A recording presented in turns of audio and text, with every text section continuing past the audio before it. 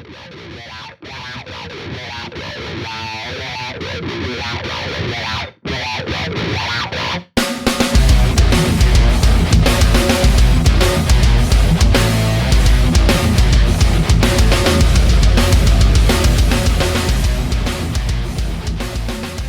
back to Breathing New Life, a podcast exploring and rediscovering new metal past, present, and future. I'm one of your hosts, Jeremy. I'm your other host, Tom. And we got yet another interview for you guys. Special one here. The Boys and Scars of Life, they're back. We got Anthony and Kyle, both guitarists and vocalists, respectively. How are you guys doing today? Hey, doing great. Doing good. Thank you. Thanks for having us on. Yeah, it's awesome, man. So just a couple weeks ago, for anybody that's been following our page and keeping up on our post updates, we stumbled across Scars of Life coming back together. So thought that was awesome. Anthony reached out, said, hey, man, we'd like to come on and talk about the band and kind of discuss all things that's been going on. So we were like, hell yeah, let's go ahead and do this. So just to give a little bit of background, you guys are still Florida boys. Pompano Beach still? Yeah, we use the Fort Lauderdale area, but generally, we're all, most of us are in the South Florida area right here, like near there. Gotcha. We're all within like a half hour of each other, so it's, it's close. Right. Nice. Yeah, so, and then for anybody that doesn't know, you guys were around initially back in the early 2000s, released this, your debut CD, Mute, around January of 2002. And man... Yeah. Or 2001, excuse me. Yeah. Also, you guys have toured with a lot of big names, or played shows with rather. Obviously, being down in the South Florida area, you guys played, Poison the Well, Endo. Also saw that you guys back in the day of the Jägermeister tours, which those are so fun to go to. I guess they had a local stop. You guys played with like Cold Chamber, 40 Below Summer, El Nino, Drowning Pool. We used to be avid Jaeger drinkers. It's kind of slowed down these days, but once in a while we still hit that up. Oh, dude, it's a great drink, man. I would take some shots around showtime too, man. It was just recently that you guys finally reunited, coming out with new music. But for those that aren't familiar with Scars of Life, as far as our audience is concerned, can you give you guys a little bit of a background of when you first started and, the hiatus and what's going on now? Go for it. All right, so we started, it's a long story. I met Jason Rodman, our drummer, when I was 15 years old. I didn't even have a license. He had to come pick me up at my parents' house. And we jammed. We started in death metal bands starting at 15. Before Scars of Life, I was in 3 other bands. So I met him at 15. We had a couple other bands I was a death metal vocalist and guitarist in those bands. And then in 1998 or 99. No, it couldn't be. It was the first album. 97 was 2000. 99 was the first one, and then 2000. I don't know. So at some point we actually had 2 albums. So our first one was 97, and then our second one was 99. Maybe it was. So it was the first one was our Forever Scarred CD. You can still find those online. I think they're online. Yeah, the band was Confined was our band, and we had 2 albums, Forever Scarred. And what was the other one? Silence. Yeah. We kind of promote them on our Spotify page. If people that scroll down, they'll see. But those we came from a technical, melodic death metal thrash background. Me and Kyle both did vocals, and Kyle was the bassist. Kyle's a really good bassist. Not just plays bass, but knows how to play it well. So some people don't know that. They see Scars of Life and more music as maybe more simplistic, but we came from a very technical background with guitar solos, and just eventually we just wanted to play simple stuff and just have fun, try choruses out. So that's how it came about. We've always liked music with emotion. That's both of our backgrounds are music that have a lot of emotion. So we've taken the elements of the heavy music we like and we've put it into Scars of Life. That's why we have a lot of guitar melodies going on. And I think for us, like a lot of the decision to change and go from being the band Confined to Scars of Life was, at least for me, I was so blown away by the Stained Dysfunction album. Oh yeah. When that came out, that just changed everything for me. And then I talked to him and our drummer, and I was like, I want to try doing something else. We'll try just doing, we'll keep our metal that we got going on, but we'll try to implement, some more softer stuff or whatever. We'll try doing clean singing. It was my first crack at it back in 2001 with the Mute CD. I'd never sang before. With Confine we did, but that was all like Machine Head style vocals and things like that. There was really no, pitch to it or anything. There was no really trying to sing correctly. We didn't really know what we were doing. We were really young. And, but yeah, ever since Scars of Life, the Mute CD, that was the first time I ever attempted to do it. And then we just kept going with it. And, eventually it caught on and a lot of people enjoyed it. And we became pretty popular down here in the South Florida scene. And whenever we would play shows, we had a good response. And, it just all kind of snowballed from there. I want to give one credit to a life-changing album for me. Still a favorite band of mine was the Cold album. Year of the Spider. Well, even before, yeah, actually. 13 Ways of Lead on Stage.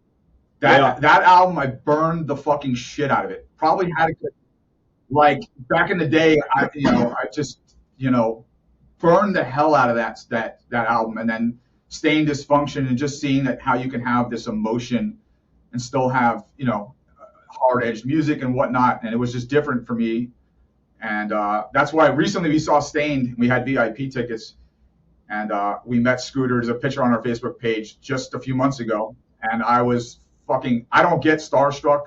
We've met musicians before, but I fucking lost my shit because he was so influential for me. So that was awesome. He's a nice guy too. Yeah, very, very soft-spoken, nice guy. Yeah. So, and speaking of talking about, playing with national acts and everybody, was there any other bands from the Jaeger tour or when you opened up for national acts, any other bands that you guys got in good with or, kind of build a rapport with? I wouldn't say got in good, because we mostly stayed in our local area around the state of Florida, which is what a lot of people don't know. They're always like, come to our country, come to Brazil, isn't it, dude? We've always had careers, and that just wasn't a possibility, the money offered and things like that. So we did play. We had the luck of playing with Drowning Pool before the original singer passed away. We played a show down here in Boynton Beach, Florida. Met him. His name Dave Williams. Super cool. Yeah. And it was just soon after that he died really soon after we that. had one of the other highlights. I think we were put on a festival again by a management team we had in Orlando, and we played with the newer version of Drowning Pool. But the real highlight for me was Static X, right, and Damage Plan. So we met Dimebag Darrell, and we were on the side of the stage watching like little kids because we were like an opening act. And they did, just like the name of your podcast, we played Damage Plan. And when they did play Pantera Walk, and we were on the side of the stage, and he fucking came out and made us come on stage. What the fuck am I doing singing Walk with Dimebag Darrell? That's amazing, we just saw Pantera. I just saw Pantera like 2 weeks ago down here. And that was a huge highlight for me. And Wayne Static was there, and just it was just like, what are we doing with these people? But as an underground band that really didn't, we didn't have this major success, and we didn't really try for it. We still had some great experiences. Yeah. Yeah, I was going to say, as I was talking to you earlier today, Anthony, early in the 2000s, back in the days of MySpace, GarageBand, I heard about you guys. And I was living in Colorado at the time. So, I think you guys even had an online presence because I knew a lot of people that knew of you guys outside of Florida. Yeah, I think we had a MySpace, well, right? What happened was, so we had this album come out in 2001, and before the UFC was the gold mine it was today, when they started, they found us, and they were looking for bands that they could barter with to use. You get promotion. We don't pay you, but you get promotion on UFC. So we became one of the UFC's favorite bands, and we ended up having fighters walking out to our songs. We were on other video games, TV shows. They're hell, they came to did a pay-per-view, and we were invited to the Miami one. I'm somewhere on video eating a hot dog when they panned to us as our song was on. But so they kind of pushed us. They took us in the studio. They definitely helped get our name out. We were on some compilation CD next to bands like Fear Factory and Slayer. I was like, what the fuck are we doing on here? But we were just always a local. We were a local band that never really left Florida except for one festival. We went to Georgia for a big festival called Loco Bazooka, where we played with a bunch of bands like Filter, Seven Dust. Yeah, a lot of bands. We've had some thing. I think at one show, I feel like we opened on a second stage for Mudvayne one time at Ovation. Yeah. Taproot, just bands from that era. But it had been a while. Once 2005, our album came out in 2005. So yeah, you were talking about playing with Taproot and staying local. Yeah, so we even though we did local, we had some of the local clubs promoted us, and they would let us get on these shows when bands came down here. We had some management for a little while that helped us out with a few things, like for instance that festival with Damage Plan and Static X. But ultimately the type of money that was offered for all these fans that always say these guys are highly underrated and they never got their due and all that. The reality was, by the time people wanted us to go on tour or whatnot, it was already we were already in different places in life. And you have to realize, unless you're 2021, you got mom and dad backing you, it's very hard to leave. We never made music our, we didn't work at McDonald's just to be in a band. We never made music our priority for income like some people do. And it was a hobby. To me, it was a hobby we all enjoyed. Maybe it's the wrong word. To me, it was a hobby that got bigger than we planned. But in 05, our album came out, and there was just some frustration between all of us, and we decided to just disband for a little bit. And Kyle moved away out of state, and I can let him speak to the rest. We did put an album out in 2013. I'll let him get into that. What drove that? It was really he was the driver of that, getting back together for that. Yeah, I still wasn't done. I moved back in I got back in touch with Anthony. It was 2010 or 11, and then I came down and visited, and we decided to just jam one time, and we ended up just jamming in our drummer's garage, just for one time, and it was a lot of fun. And then we said, hey, let's do another CD or do another album, and everyone agreed, and we ended up getting a rehearsal space and practicing and do what we needed to do. We weren't really playing any shows. I think we played one or two shows or something like that, but that really wasn't our focus. Yeah. We back in the early 2000s, we were like, oh, let's play live, let's play.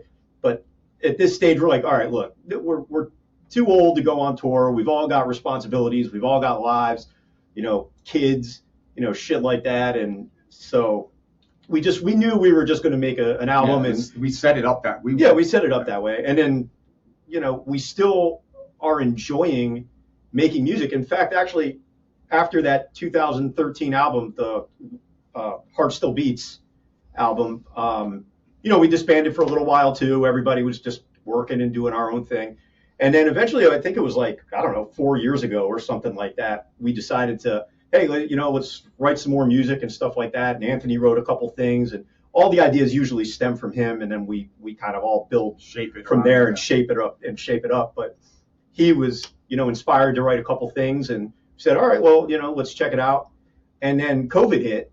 And then after COVID, we were like, all right, well, fuck, man, this is really putting a damper in things. And then, we just kind of forgot about it. And then not too long ago, we had a song called Falling Up, which was written all the way back in 2001. And all we did for that song, we rewrote the entire song. There is absolutely 100% rewritten, except the lyrics. So the lyrics are the only thing that's the same. The lyrics weren't touched, but we completely changed the music. It's an entirely different song. In fact, the original version is up on one of our live shows. We only played it live. We never recorded it. Yeah. And We just took the idea, or like the structure idea around it, and rewrote the riff better. There are songs out there that got released, demo tracks that people are always like, why don't you put this song on this? Well, guys, well, we didn't like them. That's yeah, why they were on demos. I mean, there's a reason it wasn't really Yeah, supposed it to be was- out there. Like, they're not there because as musicians, there's things that the general public that isn't a musician isn't going to know.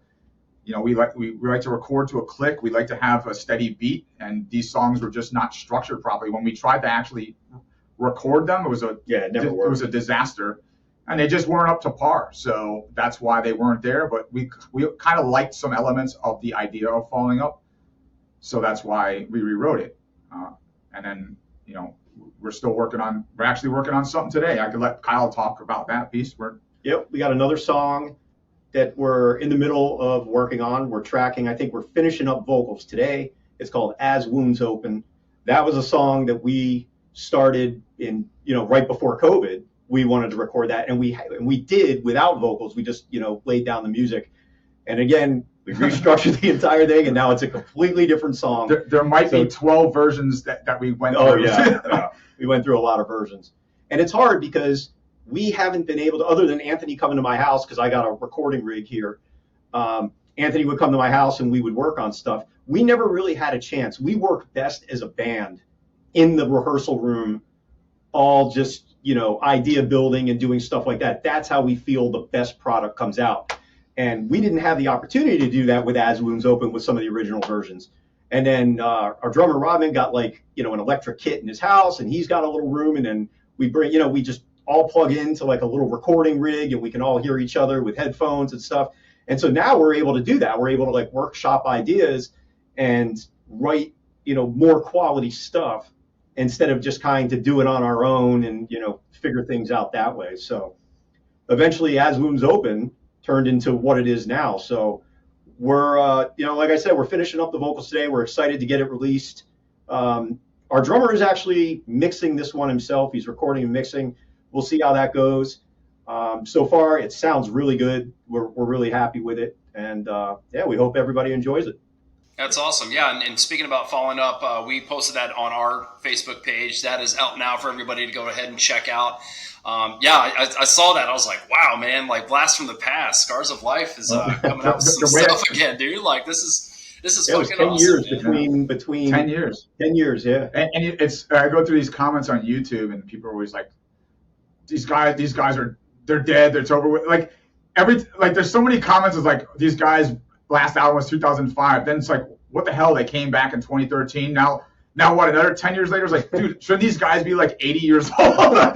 with these. I mean, we really started super young, but I mean, we should be friggin' ancient, but we still have some of the energy to do it. We're not going to be putting an album together. We said that we're going to do a song here and there at our leisure when we want, and that makes it enjoyable. The pressure of an album and the pressure of being in a band, part of the breakup in 2005 was there was pressure, and you get burned out, and just like some people like to go golfing or whatever, it's kind of a hobby. I've been writing since I was 14 years old in bands. I started, my first was like a punk rock band when I was 14. Kyle's been in bands beforehand. We've been performing together before Scars of Life, and we used to open for death metal bands. We actually got on a show where we opened for Morbid Angel. Morbid Angel on one show. We opened. The Aside. I opened for Cannibal Corpse when I was 17 years old with Jason Robin in the middle of a ranch in South Florida, and our band was called Incessant Torment. And I'm like, what am I? This is insane. I'm 17. I'm a little kid. My hair weighed more than I did at the time. Yeah. So there's just a lot of history, and we talk about music a lot, and we enjoy our bond with me and Kyle is we enjoy similar styles of music, which is all based around melody. Surprisingly, I know a lot of people like the heavy stuff from Scar Life. To be honest with you, I enjoy melodic stuff more. I got to do heavy stuff because melodic stuff can be boring. There's certain songs we never played live because they work out on an album well, but they don't translate good live. So that's why some videos that we did release of our old shows, you won't see certain tracks that they just didn't convey well live. Yeah. Yeah, so as far as the new material and obviously following up, I mean, I was going to say it kind of stays true to your sound from, back in the day, which obviously makes sense because you said you initially, for the most part, kind of had the idea around that time. So stylistically, I mean, is it pretty much what we would expect? Is there anything different you guys are trying out this go around, or? Oh, with the new one, with As Wounds Well, Open, obviously, or like with the new songs that you guys are working Yeah. on. oh yeah, yeah. This new one, I mean, of course, it's so cliche that most bands always say it. I personally, and I've showed it to some people in my life that believe this is going to be, I don't know, like the best song we've ever put together, because we've been able to take our time on it. It's been rewritten 12 times. I've never done that. And this whole recording at home and being able to take your time versus the pressure of a studio, which we've always had to do in the past, we believe the recording quality is going to sound, mixing and everything is going to come out better than Falling Up did. And Falling Up was an upgrade from our past, but we really got a handle on this, and it's really making it that we can really get. It's going to be I think it's going to be the heaviest song we might have had recorded. But it's not all about heavy, it's really, there's melody in it too. But yes, it's going to be Scars of Life, but this will have energy, but it will have more melody. And Falling Up was kind of like, the goal of Falling Up, I think, was we just wanted to put something with just high energy out, not come out with something that's just kind of a downer of a song. But this is going to have more of a blend of heavy and melodic together. Yeah, a lot of different elements. Nice, yeah. And I was gonna say the whole DIY, man. You were talking about less pressure, absolutely, because there's some studios that they'll charge by the hour. Some that if you're lucky enough, you get to charge by the song, but it ain't cheap. Yeah. And that's the other part too. It's just that you want to talk about pressure. You're like, well, we only got so many funds in the bank and so much time to work with the producer. And that's the reality of it. Yeah. Yeah, and then you have to rush. You just gotta accept what it is.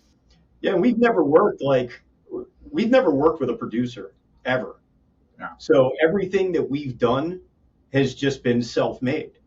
So, there were other bands, a lot of bands that we played with are like, oh man, you guys are awesome. Just get into the producer and just get that polished sound or whatever. And we were like, yeah, man, but some of these producers that we think would be good for it, they're charging like 10 grand a song. Yeah. We're like, fuck that, man. We can't do it. So, everything we just did our own, and I think that when you work with a producer, they try to take their input and make your song their stamp on your song and kind of tailor it to what they like. And they try to shape your band around that. And we can say we didn't ever have to deal with that. Ever. Everything that we wrote is our own. Nobody ever had any input. This was all us. Every song. So could be good, could be bad. But right. we met a producer that had a really big name, and we went there, and he basically, didn't sugarcoat it. He told us he's going to change everything. Yeah. I remember that was not a pleasant meeting, and we were like, dude, this guy, you got some balls saying this to us, and we just couldn't wait to get out of here.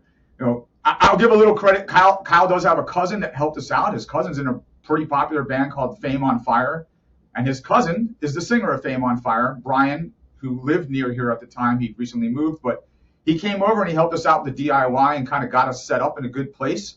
So I'm going to give credit to him. So he helped out with the Falling Up, getting the DIY process going, and now we kind of have that template to kind of work on it our own. So we kind of took it from somebody that's been doing it really well with their own band. Yeah, he did the vocals. He recorded the vocals with me, and he mixed, and we sent it off to some guy for mastering or whatever. He didn't master it, but he did the original mixing on it. And we think it sounded pretty good. But this new song that we got that's going to be coming out, it's just a different sound to it. I think it's just got more meat. It's just heavier. It's thicker. It's just. Yeah, when working on it on your own, we have the ability to change it over and over and over again. When you're asking someone like Kyle's cousin that was doing it, who's got busy with his own touring band, you can't drive somebody crazy, right? It's a friends and family deal. You can't go back and right. ask the guy to change it over and over again, especially what are you gonna do? Drive them nuts? You can't do that. So now we can do that. We pester our drummer Jason to do it over and over again, but he's loving doing it. He likes doing it. He was a sound engineer by trade when he started. He used to do sound at some of our own shows in the beginning. So yeah. Awesome, man. Yeah, so you guys were speaking earlier how with Stain Dysfunction, Cold, obviously big influences.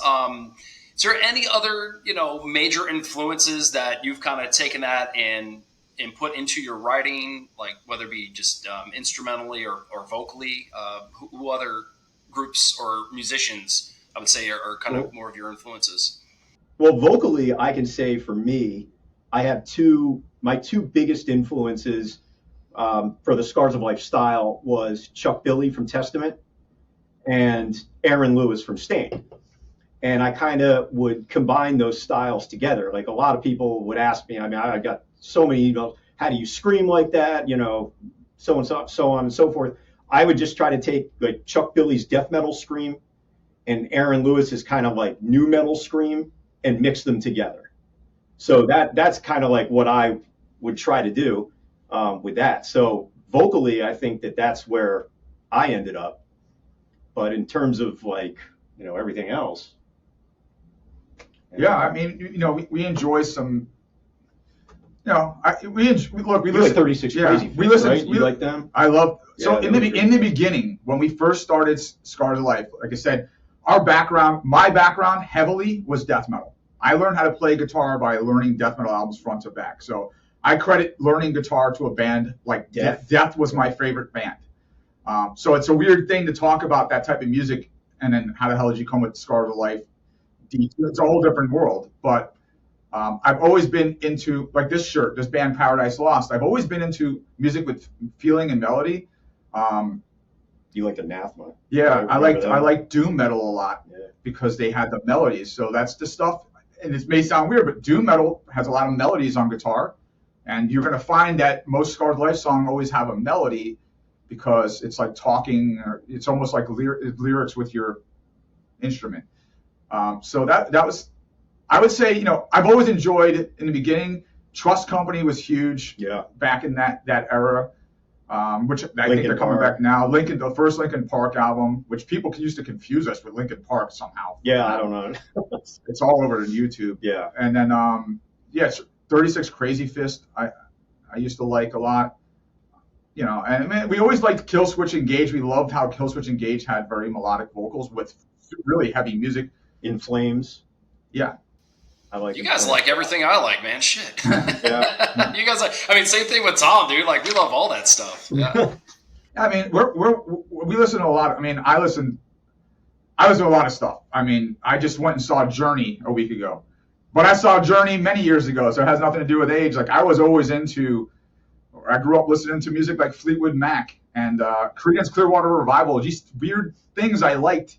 I was a super metal, like this crazy metalhead with long hair, but I secretly was listening to like non-metal stuff, which was like illegal. Yeah. But look for the gatekeepers with that, dude, right? Yeah.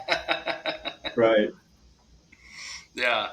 Oh man, but that's awesome because obviously I think that the more influences you have, the more well-rounded you're going to be. And just because you have an influence, because I used to play in a band for a while, and I would kind of talk about influences, but they're like, oh, I don't hear this band or this singer in your music, but it's like, it doesn't have to actually directly translate into the sound itself. It's just, you could be influenced by a certain band or style and then, still put that in your music one way or another without it sounding exactly the same. So, like you're saying, like you're touching everywhere from Death to CCR, dude. Like that's great. Like, I call that well-rounded, dude. The Police. Love the Police. A favorite of mine growing up. Yep. So, they got awesome bass in there, and Kyle can play some pretty good. We used to call it the Seinfeld bass, like the intro of Seinfeld.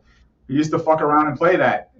That wasn't stuff that most bass players would play that are just using a pick. No, in fact, actually, if you listen to some of the Confined stuff, we would throw slap bass in with the death metal. and it just worked. I don't know. I mean, it wasn't like cheesy or anything. I think we did it in a good way, but I just like doing that stuff. And we were like, we would write some of these death metal riffs and throw in the slap bass in there. I was like, holy shit, that's crazy. And I don't know. It was just, yeah, it was good. But yeah, our influences are they're just all over the place, like you were saying. It's from the Police to Death to, and that's kind of Scars of Life is just a mishmash of whatever we like, whatever we're thinking of at the time, and that's just how it comes out. That's the way to go, man. Like I always, appreciate and respect bands that they do what they want, because there's certain bands sometimes you kind of see that they genre hop, or they kind of just go with whatever is the most popular. And, it begs the question, do you really, is this really coming from you, or are you just trying to be like the next big thing, So that's awesome that you guys, stick to Yeah, Scars of Life who like, you are. right. And I feel like there's so many bands that do that type of stuff. Like around the 2000, early 2000s, and even to now, I feel like there's so many bands that do that, and they don't sound like, nobody to me, or at least it's very few bands that actually sound unique. Like everybody seems to be like, a lot of the style or whatever is just a cookie cutter. And so many bands that I hear, I would just call them like rock band in a box. They would just sound like, like one band that's on, and there's 100 more that sound identical to them. And, we didn't want to do that. We wanted to sound like ourselves. And, so we went from a really raw sound back in 2001 to what we are today. But we've always just done what we wanted to do. I don't think we ever really stylistically changed to, whatever. So whatever's out, and at least kept the same band name. I mean, Confined was an entirely different band. So I don't even listen to the radio really much these days. I find it. I'm not sure who does, man. I just read an interview with Chad Gray, and he was like, man, I don't know how bands today are doing it. God bless them. He's like, one band comes out with a certain sound, and then 100 bands run that way, and then another band comes. He's just like talking about how it's just like Korn. And hey, whatever. Maybe it's our age. Maybe it's grumpy old man syndrome. But like I listen to it and I'm like, dude, this shit's all the same. Like, what the? Mm-hmm. Yeah. There's certain bands that have an identity that will hear a song here and there. So I won't say I hate it all, but for the most part, Octane on Sirius or whatever XM, I don't even enjoy it anymore. Like I'll listen to Ozzy's Boneyard because I'm like, it's just cookie cutter. That's how I take it. Probably felt that the same way when we were out in our era, but I don't know. I felt like there was more uniqueness in the popular bands. You could call it new metal, but you could also say Korn and Trust Company and Deftones. They didn't sound the same. They all had their own identities. You know what I mean? There wasn't so many bands sounding exactly the same.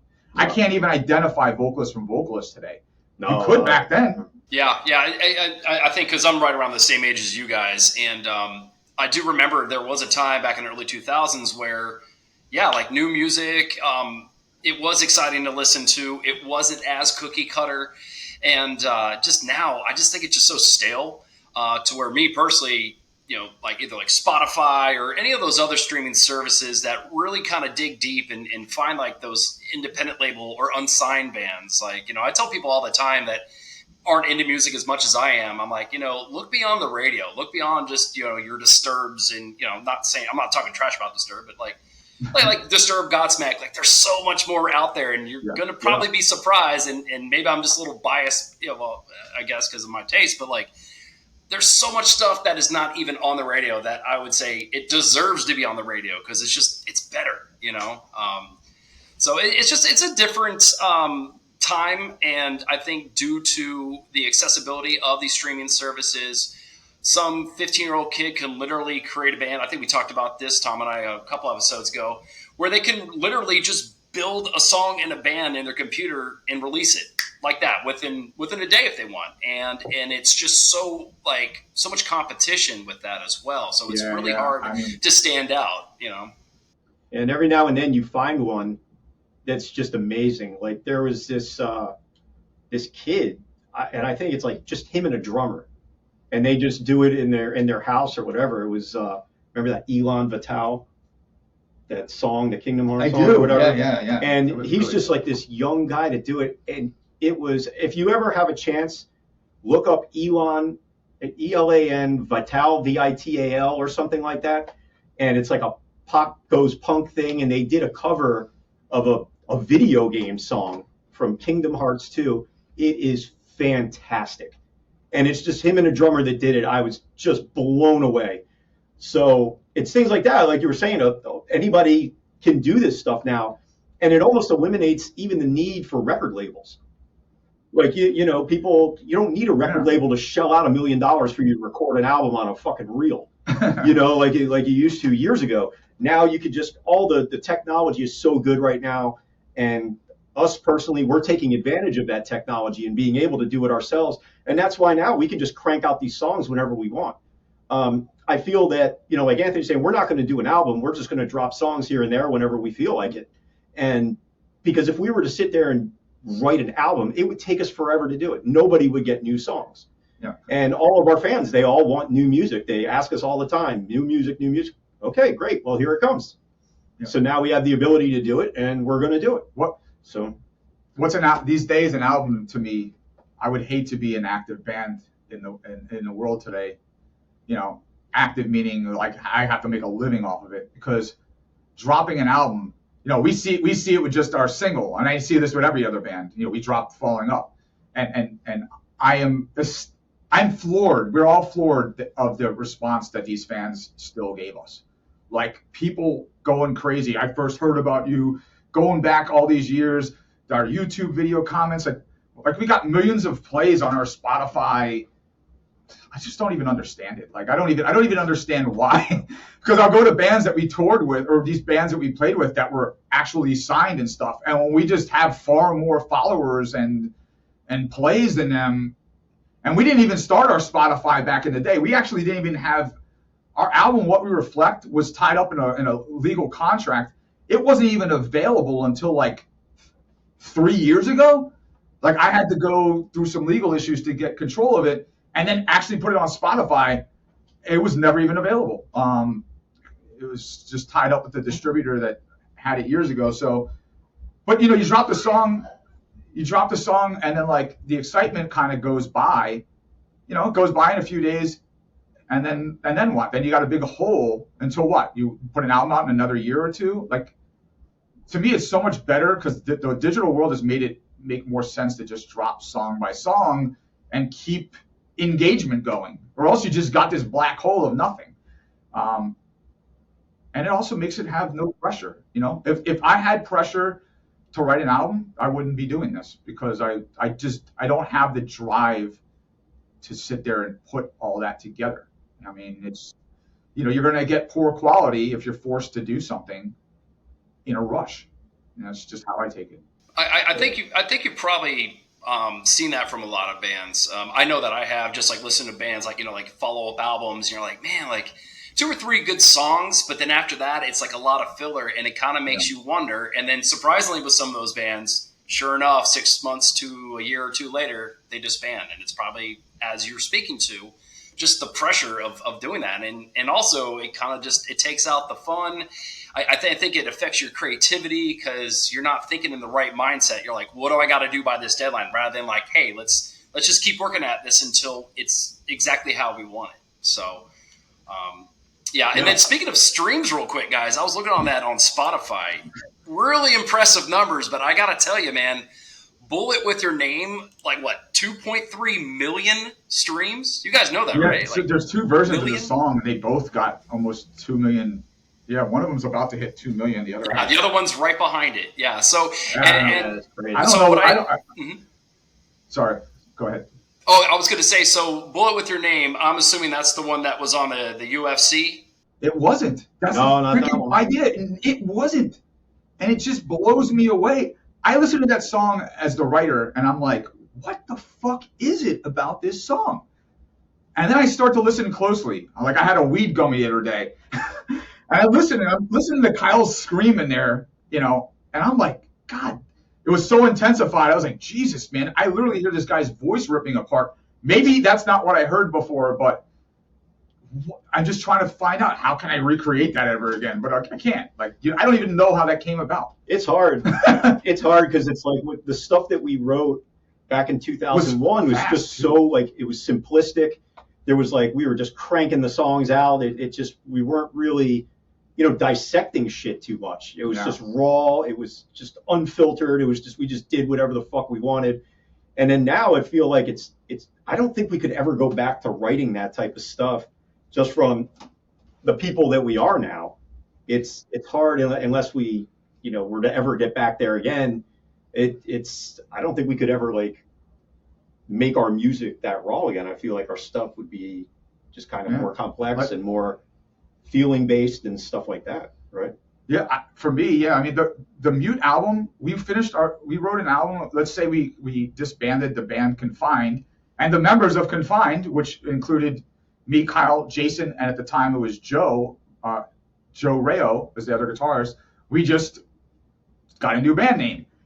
Since I was the primary writer, I had written like all these songs. Like, it was so fast, and as a writer, what you experience is when you're inspired, stuff just flies into your head. I had this stuff written in just a matter of like 3 or 4 months. We literally just transitioned from this technical, let's call it death metal band, into we had an album prepared like in less than a year. Like all this stuff was written, even though we had other songs from the other band. It was fast. But then comes a time like a lull in like 2005 where we were kind of burned out, and there was just things going on within the band and our lives, and I had writer's block. I fucking wrote like one song in a year, and I was like, dude, this is like crazy. Then we disbanded, and I had the weight of Scars of Life off my hands, and I started something on the side that I did with some of the members called Burning Red. And with that band, I just found out I wrote like 16 songs in 8 months. I was like, holy shit. But it's just like, it's all about the pressure that's on you, and also having the reins lifted where I don't have to feel like I got to write within a certain, I have this grid that I got to write within, to fit this band's style. Just like you said, who wants to hear an album of a band that completely sounds different? Maybe you're like, sorry, it's the freedom of expression of a writer. But when I'm writing with these guys and they put their input in, I'm very adamant that, these 2 songs that we're doing here, I was like, look, it has to be Scars of Life. That's Scars of Life. This isn't Scars of Life. We're not gonna do that because it's either too much, like it's too fucking heavy. Like we could shred on guitar. Me and Kyle play guitar all the time. We have our gear here, but there's a certain level of heavy that we can do, and then outside of that, it's like, dude, this isn't even the same band. And the level of heavy that we can get to, our fans would be like, well, we're not looking for a death metal band, Heavy has its certain limits in Scars of Life for what fans consider heavy before it's just noise to them. And I keep that in the back of my mind. Although I want to go fucking nuts sometimes, I don't, because it just doesn't make sense. Just throw in a few gutturals and blast beats, Yeah, we can do it all. Yeah, that was actually the original As Wounds Open. Yeah, was so fucking heavy. We're just like, this just doesn't even sound like us. This is just, it's just not the band. And when you're writing heavy stuff, sometimes you can't sing over it. I'm gonna be honest. We like clean vocals. Kyle's not gonna scream his head off like he was when he was 21 years old. That's just not gonna happen. So we'll sprinkle some in here, but voices change and tastes change. And he's a vocalist, and we're not gonna fill up a song with a bunch of screaming because first off, he don't want to do it, and that's not really a desire for us. So we put little parts in where we can use it as more of an accent than, let's say, Bullet With Your Name, that's just screaming a whole verse or whatever. Right. Yeah. So my next question is, guys, so with releasing like a slow burn, like song once at a time, where I think a lot of bands signed and unsigned are starting to do that. Moving into shows, are you guys looking at playing every once in a blue moon, or is this strictly just studio stuff? I guess we should get into it. No, I mean, 3 of us. Yeah, it's really just 3 of us right now, and we're just doing a DIY recording, and we just rehearse over at our drummer Jason's house, and it's just the 3 of us putting stuff together. So we're not even a full band. Yeah. our guitar player Joe, he lives in North Carolina now, and we just don't really do it. Mike is doing his thing, and the effort to play live when you we tried it back in 2014, and that whole fan base in South Florida it's just not there anymore. Like, everybody's older, right? And we tried it, and the show isn't just going to get packed with people that knew Scar to Life from 20 years ago or whatever. There's just too much work, and nor are we going to get our foot in the door because we're really nobodies to these local club owners. So it's just that's a whole nother level of effort that I don't know. It was never even a discussion, really. Sure, it'd be fine. It's fine to jam here and there. I don't know. I guess we can't say never, but it's not our desire right now. We don't have any plans for it. You never say never, right? But yeah. But for the there's so many people that follow us still and support us, and the whole reason we're doing this is we just wanted to get the fans to have an ability to hear us speak. So we're kind of like a mystery. Like I said to you earlier, Jeremy, I think we're kind of a mystery. We're like, who the hell are these guys? Like, they don't have any media, yet they got all these plays, and there's an underground fan base, but we don't know anything about them. So this was the video is a great way for us to kind of speak to our fans, because I think they deserve it for all the support they've given us for the years. Yeah, man, they're diehards. Really diehard all over fans. The world. When we look at It's crazy. We look at the stats. People write us all the time. You get some of those writings. Obviously the lyrics Kyle writes are very personal. They're very deep, especially some of the earlier stuff. It really affected people that were going through tough times. And we got some, we got some heartfelt things that were written to us of how the songs were written for them. We've also got whack jobs that wrote us. We had people we wanted to report to the police. We just got all wow. No kidding. But if we did not have, I'm stressing this because this is the main thing. If we did not have people interested in our music, I wouldn't even be doing this if there was not the interest. So I'm blown away how Falling Up had so much interest already.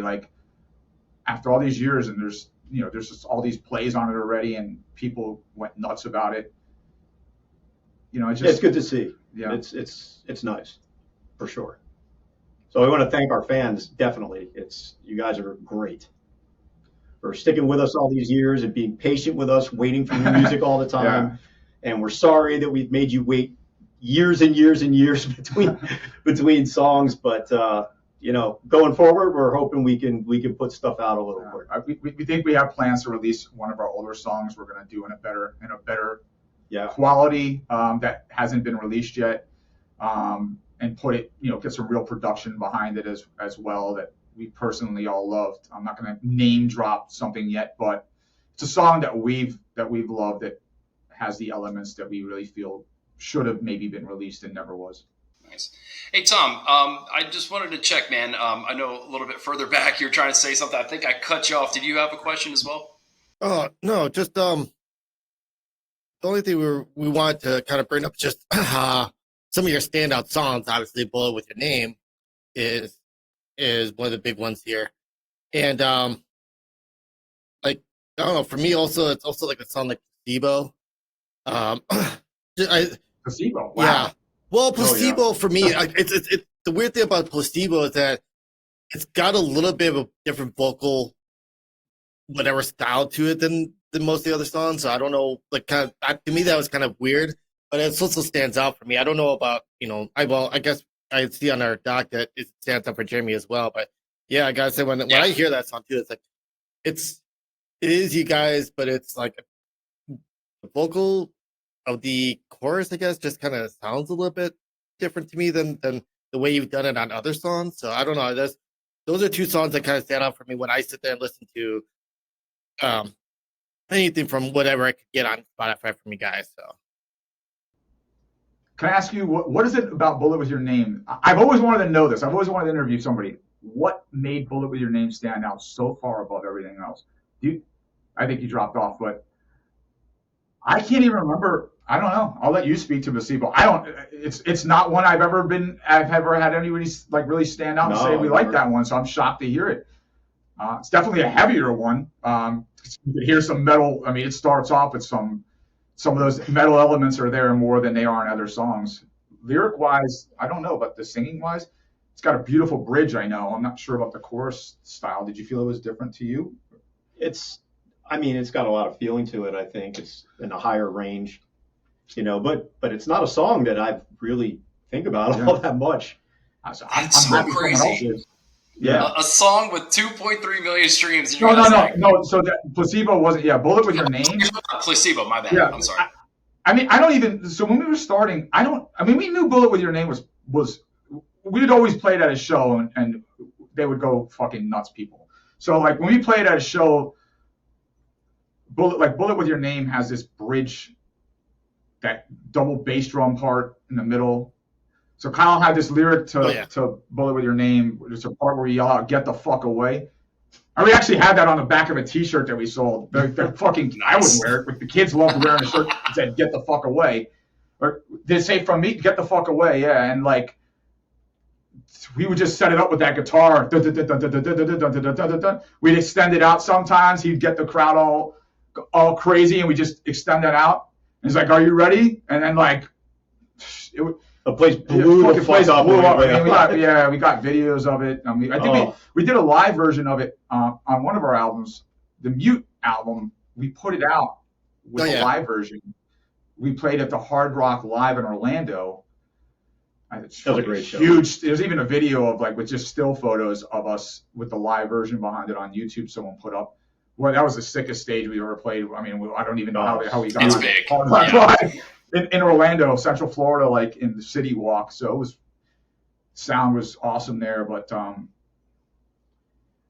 wish it could take me back to writing it. I just think it was a blur. All the songs on Mute were written so fast that it was just nothing stood out about it. So I really wish I could find out what I did to make it, what made it so special for us, but I don't know.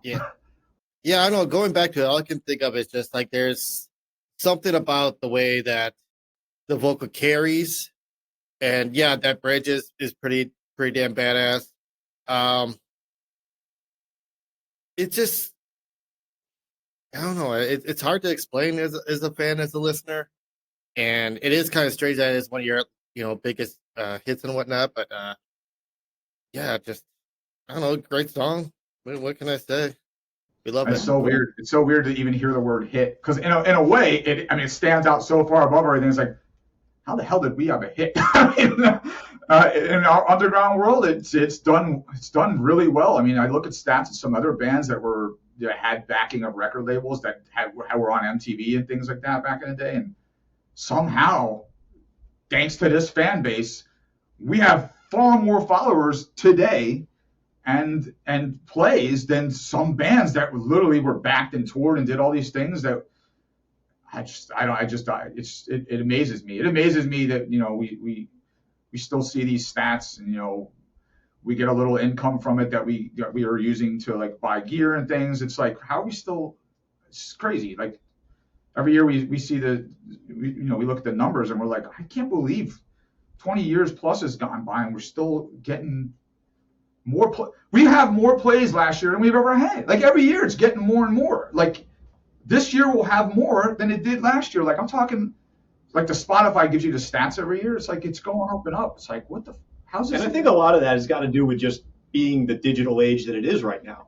So when we started back in 2001, there was no fucking YouTube or Facebook or any type of social media. When you wanted to advertise a show, your ass had to get to the fucking other shows and start flyering. Yeah. You had to put flyers on people's cars. I mean, it was word of mouth. Yeah. It was really difficult back then to get your name out there. And today, bands can just get popular with one viral video and boom, you're done. Yeah. So it's just not that way anymore back in the 2001. So now it's easier, I think, for us to grow our fan base even further because the digital reach has made it that much easier. Yeah. Yeah. And I was going to say, like, also part of it is just like there is the resurgence of the new metal, of the interest in new metal and everything like that. You guys come up and search for that stuff, and you're just just like everybody says, oh, this is like such a underrated, under the radar band, and oh, why could these guys be bigger and all this stuff? But so people still find you because of that. People share your music and whatnot. So it's there, and like I mean, like I know who was it? Was it one of you guys contacted us after reading a post on Reddit? Somebody posted your video on Reddit because we mentioned you talking about getting back together and whatnot. So just that, yeah, like goes back and forth, the social and everything like that. Just that resurgence of interest in new metal, old stuff and newer stuff. Yeah, when did that happen? Like the new metal, resurgence or like last year?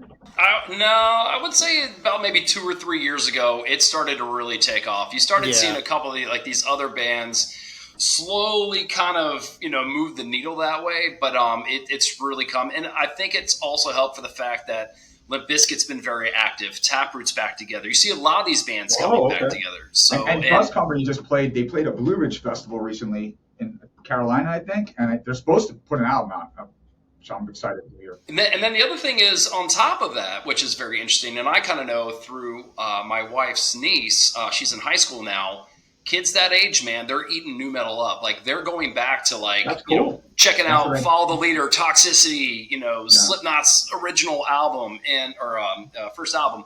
Wow. And it's like the trendy, well, not trendy, I don't want to use that, but like it's like the cool thing. Like it's popular again. So I think the benefit with you guys coming back is you get the old school fans like Tom and I's area of age range, and then you have like these young kids, man. And I guarantee you, like you plug this, you share this around, you're going to have a whole new audience. Obviously, they didn't know who you were because they either weren't alive yet or they were still walking around in diapers, but. But it's a great time to come back, man. You guys picked a really good time to reunite and release stuff. I think it's gonna be very well received, and I think you can see your fan base expanding. I really do see that. Yeah, we hope so, man. We're enjoying it, and I think our fans are enjoying it. So it's a win-win for everybody, and we're just not done yet. Yeah, I recently just had a popular, or he's getting pretty popular, a reaction video done by. Like Molly Boy TV. Molly Boy. We have it posted on our page, and I think he's in the UK, and he's up and coming, but he's got a lot of followers. We were the smallest band he ever put. This guy's doing videos of like Slayer and Metallica and Megadeth, like all the big thrash old school bands, Sepultura. And I just reached out to the guy, and I was like, all right, well, hey, let me just, most of these people, they want a lot of money that have a million followers and things like that. And it's just, I'm not willing to pay what some of these people were asking. I was like, hey, man, would you be up for giving us a shot? And, I got reactions from people that were probably mainstream music fans that were going over. It didn't get the plays that I was hoping. It ain't going to get the plays Metallica's getting, but it definitely got interest from a whole new audience that was like, who are these guys? And the guy, I'll give him a shout out to Molly Boy TV. He could have ripped us a new asshole if he wanted to, but he was cool. He was cool with us, and he really gave us some nice comments on there. So I want to thank him for that too. It's awesome, man. Yeah, and now that we're kind of speaking of new metal here, obviously this is a new metal podcast. There's a question that we like to ask everybody that we interview. Is this long? What do you want to call it, Tom? Like, it's just a long-standing kind of almost a trope for us as far as as far as our podcast goes. Something, Jeremy. So we're obviously we're big new metal guys. I've always have been. But sometimes there's certain bands that are a little bit divisive, like, are they new metal? Are they not? Are you guys familiar with the band From Zero from back in the day? They had a song called Check Ya, was their big hit. No, I'm not familiar with it. Did he have like spiky hair or something like that? Yeah, and then he had like the piercing that was like up here. I remember seeing pictures of them. I can't say I know their music, but I know I've seen him visually in pictures. Yeah. Okay. Hey, Tom, would you be able to? Do you know how to do that on here to share the song to see if they can check it out real quick? Because all right, so the deal is, I like From Zero. I checked them out live, got to talk to the guys, when I was younger. Always liked their music. And Tom's like, these guys are definitely not new metal. I think they're new metal. And it's been kind of, but I will say this, Like, I don't think anybody has disagreed with me so far, Tom. At least who we've brought on the show. So, Are they Are they from the Florida West Coast? These guys? Are they from? No, they're from they Chicago. were from Chicago. Okay. Yeah. So in the chat for the thing, I don't know if you should be able to see it. There's a message there. That's a link to the band. That's a link, yeah. What's the song called? Oh, it's called Check From Ya. Zero, it's called Check Ya. So, like, check that out, and we'll get a live reaction and see what you guys think. I think they're new metal. Tom you doesn't. Want me to put it on right now, and just for a brief moment, and yeah. Absolutely, that's the thing. Sorry. Yeah, that's a good question.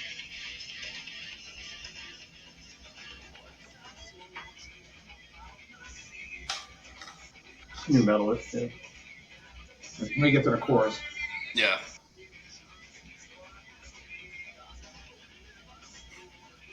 A lot of Seven Dust. Yeah, right?